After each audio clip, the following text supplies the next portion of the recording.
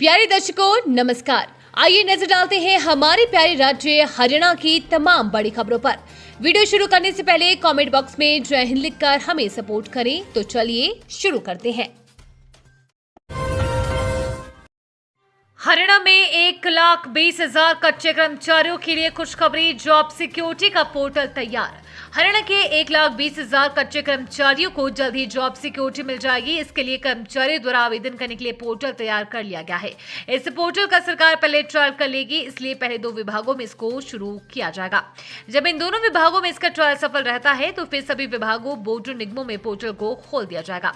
मुख्यमंत्री नायब सिंह सैनी ने पोर्टल तैयार करने की जिम्मेदारी अपने मुख्य प्रधान सचिव राजेश खुल्लर को सौंपी थी, जहां उनके प्रयासों से मंगलवार को पोर्टल का काम पूरा कर लिया गया है।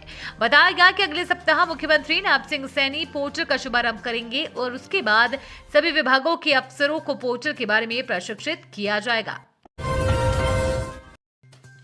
हरियाणा रोडवेज का बड़ा कदम, अब एनसीआर में सिर्फ BS6 बसें दौड़ेंगी, इस वजह से उठाया ये कदम।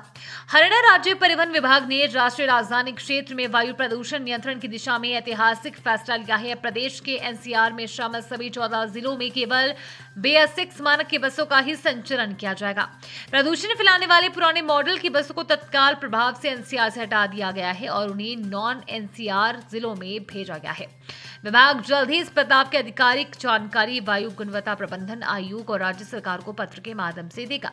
एनसीआर में शामिल हरियाणा के 14 जिले फरीदाबाद, गुरुग्राम, नूह, रोहतक, सोनीपत, रेवाड़ी, झज्जर, पानीपत, पलवल, भिवानी, चरखी दादरी, महेंद्रगढ़, जींद और करनाल। हरियाणा में इन युवाओं को सरकार देगी पैसे, ऑनलाइन आवेदन शुरू, जान लें ये नियम। रोजगार विभाग हरियाणा द्वारा 1 नवंबर 2025 से बेरोजगारी भत्ता हेतु आवेदन प्रक्रिया आरंभ कर दी गई है। इस योजना के अंतर्गत 21 से 35 वर्ष के सभी पात्र बेरोजगार युवा रोजगार विभाग की वेबसाइट www.hrex.government.in पर बेरोजगारी के भत्ता के लिए आवेदन कर सकते हैं। जिला रोजगार अधिकारी श्याम सुंदर रावत ने बताया कि इस योजना के लिए आवेदन करने वाला प्रार्थी कम से कम 3 वर्ष से रोजगार विभाग में पंजीकृत होना चाहिए एवं प्रार्थी की शैक्षणिक योग्यता कम से कम 12वीं उत्तीर्ण होनी चाहिए। जिला रोजगार अधिकारी नूह श्याम सुंदर रावत ने बताया कि प्रार्थी की पारिवारिक आय 3 लाख से अधिक नहीं होनी चाहिए और किसी भी प्रकार के रोजगार, स्वरोजगार या विद्यार्थी नहीं होना चाहिए। इस योजना के अंतर्गत 12वीं पास लाभार्थियों को 1200 रुपए तथा स्नातकोत्तर को 2,000 रुपए प्रति माह प्रदान किए जाएंगे।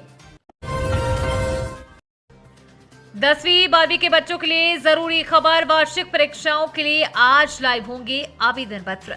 हरियाणा विद्यालय शिक्षा बोर्ड द्वारा 10वीं और 12वीं की वार्षिक परीक्षा मार्च 2026 के लिए बोर्ड की वेबसाइट पर वीरवार से ऑनलाइन आवेदन पत्र लाइव किए जा रहे हैं।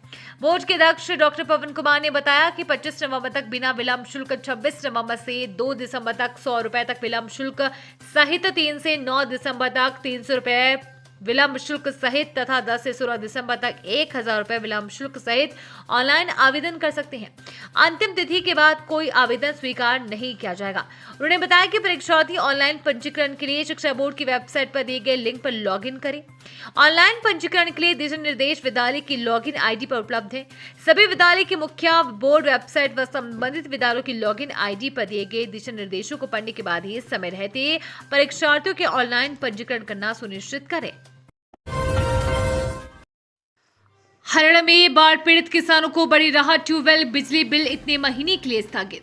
मुख्यमंत्री नायब सिंह सैनी ने वर्ष 2025 के मानसून के दौरान राज्य में आई भारी वर्षा एवं बाढ़ से प्रभावित किसानों को राहत प्रदान करने हेतु एक विशेष योजना की घोषणा की।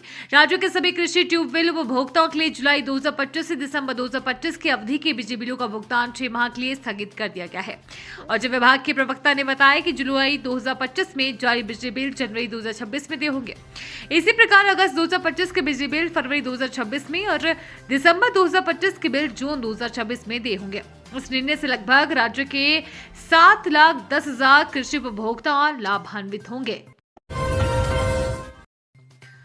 बोझ समझी जाने वाली बेटी अब परिवार की बनी लाडू। हरियाणा का लिंगानुपात सुधरा, 905 से बढ़कर हुआ 913। BAMS डॉक्टर को गर्भपात की अनुमति नहीं है। यदि कोई डॉक्टर इसमें शामिल पाया गया तो उसका रजिस्ट्रेशन रद्द कर दिया जाएगा।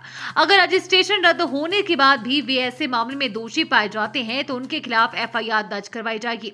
ये निर्देश स्वास्थ्य विभाग के अतिरिक्त मुख्य सचिव सुधीर राजपाल ने अवैध गर्भपात रोकने के लिए गठित स्पेशल टास्क फोर्स की बैठक में दिए। बैठक में उन्होंने कहा कि गर्भपात के मामलों में रिवर्स ट्रैकिंग को ज्यादा प्रभावी बनाया जाए ताकि अवैध गर्भपात करने वाले दोषियों के खिलाफ सख्त कानूनी कार्रवाई की जा सके। बैठक में अधिकारियों ने बताया कि 31 अक्टूबर 2025 तक लिंगानुपात 905 से बढ़कर 913 हो गया है, जो कि संतोषजनक है। कड़ाके की ठंड के लिए तैयार हो जाए हरियाणवी, मौसम विभाग ने जारी की चेतावनी। हरियाणा में मौसम ने करवट ले ली है। मौसम विभाग ने पंचकुला, अंबाला और यमुनानगर में बारिश का अलर्ट जारी किया है। वहीं सूबे में ठंड और बढ़ सकती है। मौसम विभाग के मुताबिक कल रात से तापमान में और गिरावट देखी जाएगी। वहीं बीते दिन शाम को भी कई जिलों में बारिश हुई। आज पश्चिमी विक्षोभ के आंशिक प्रभाव के कारण कई स्थानों पर गरज चमक के साथ बूंदाबांदी हो सकती है। वहीं नवंबर 9 के दौरान मौसम शुष्क रहने की संभावना है, यानी कि खुश्क रहने की संभावना है। मौसम के बदलने से हरियाणवी कड़ाके के ठंड के लिए तैयार हो जाएं। ये थी आज की फटाफट खबरें। हम मिलेंगे अगले बुलेटिन में, तब तक के लिए धन्यवाद और जय हिंद।